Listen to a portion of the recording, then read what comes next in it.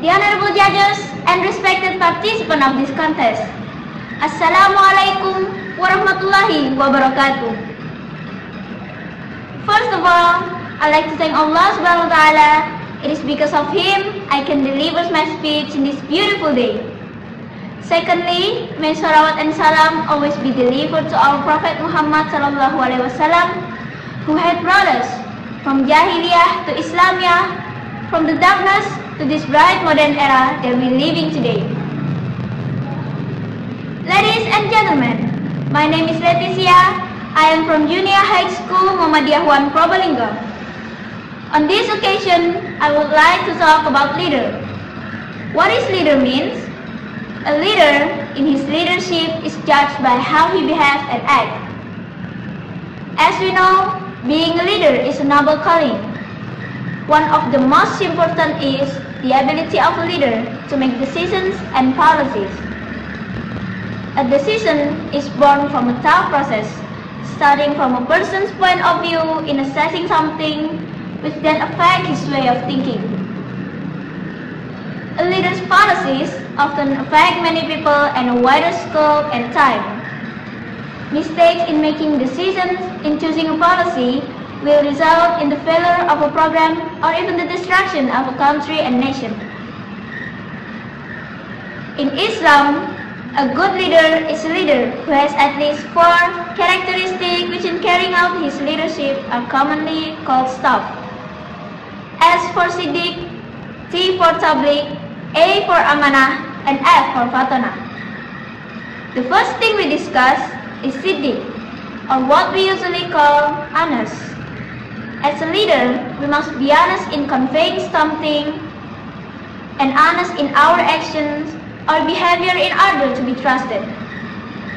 Second, Tabligh literally means conveying, namely conveying the truth that we have received to the people we lead, delivering statements in accordance with existing ones, conveying statements correctly, and conveying decisions that are all based on the truth.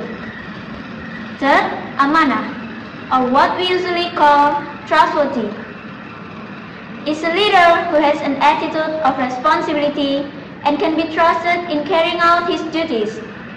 Rasulullah sallallahu alaihi wasallam said, "The worst leader is al-hutama, who oppresses his people and does not love them."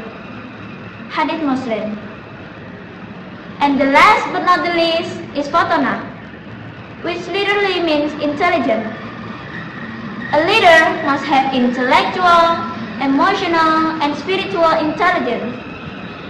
With intellectual intelligence, a leader will think for the progress of the step he takes, think far ahead based on the demands of the time about technology, and build an Islamic modern civilization.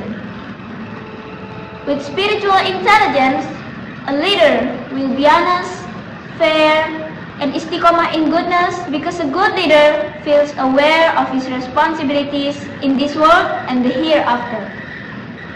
Ladies and gentlemen, in this millennial era, a leader does not have to be dominated by men, but women can also be a leader, because Islam does not forbid a woman to be a leader. Rasulullah sallallahu alaihi wasallam said, "As you know that each of you is a leader, and each of you is responsible for what you lead." A leader who leads the people will be responsible for his people. A man is the leader of his family, and he is responsible for all of them. A woman is also ruler of her husband's house and her children, and she is responsible for them all. A slave is the ruler of his master's property, and he is responsible for the property. A leader will be responsible for his leadership. Hadith Muslim. By imitating this trait, a person will be able to become a good millennial future leader who is trusted, respected, and loved. Ladies and gentlemen, being a leader is not an easy task, but being a leader is a noble calling. Being a leader will face many problems that need to be solved, but a problem is not the end of the day. A problem is something that must be realized and a solution needs to be found because Allah always guides people. A'udzu billahi minasy syaithanir rajim. Bismillahirrahmanirrahim. Fa inna ma'al usri yusra. For indeed, with hardship will be ease. Surah Al-Insyirah ayat 5. I think that's all I can say. Hopefully this will be a material for reflections and motivation to improve each of us as a leader. Thank you for the opportunity that has been given to me. Wassalamualaikum warahmatullahi wabarakatuh.